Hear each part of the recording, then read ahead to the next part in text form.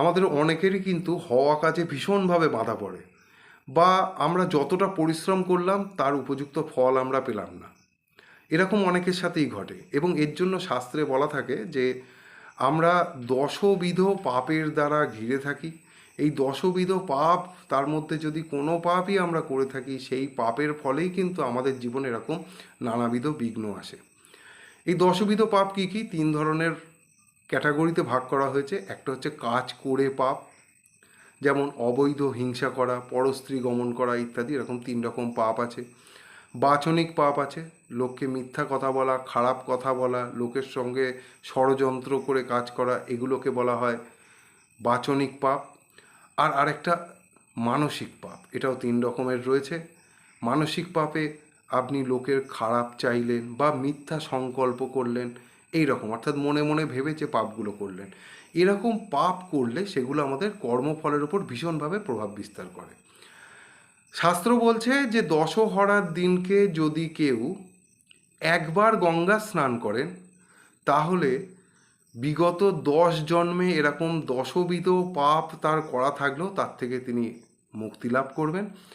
এবং অশ্বমেধ যজ্ঞ করলে যে পুণ্যফল লাভ হয় তার থেকে 100 গুণ বেশি পুণ্যফল লাভ হবে এখানে।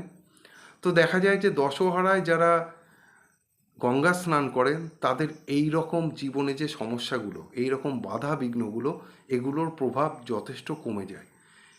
খুবই কম পরিশ্রমে কিন্তু এই 10 জন্মের পাপ থেকে মুক্তি পাওয়া যাচ্ছে কেবলমাত্র একবার গঙ্গা স্নান করলে।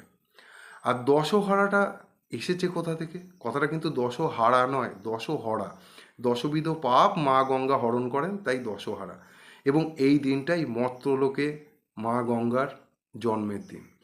বলা রয়েছে শুক্লপক্ষীয় গৌণচন্দ্র জ্যৈষ্ঠ মাসের দশমী তিথি, সেই তিথি যদি হস্তা নক্ষত্রযুক্ত এবং মঙ্গলবার হয়, তাহলে সেদিনকেই মা গঙ্গা হিমালয় থেকে মর্ত্যলোকে আগমন করেছিলেন।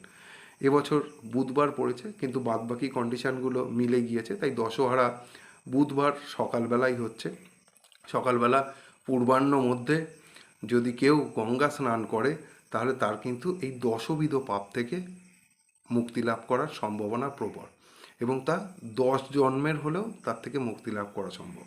তাহলে এত অল্প পরিশ্রম করে যদি আমরা আমাদের জীবনকে আবার সঠিকভাবে চালনা করতে পারি, তাহলে স্বাস্থ্যসম্মতভাবে একবার গঙ্গা স্নানে খুব একটা ভুল কিছু নেই। আমি নিজেও এটা করব, আশা করব আপনারাও এই সময়টা গঙ্গা স্নান করে নিজেদের জীবনকে আরও ভালোভাবে এগিয়ে নিয়ে যাবে। জয় শ্রী।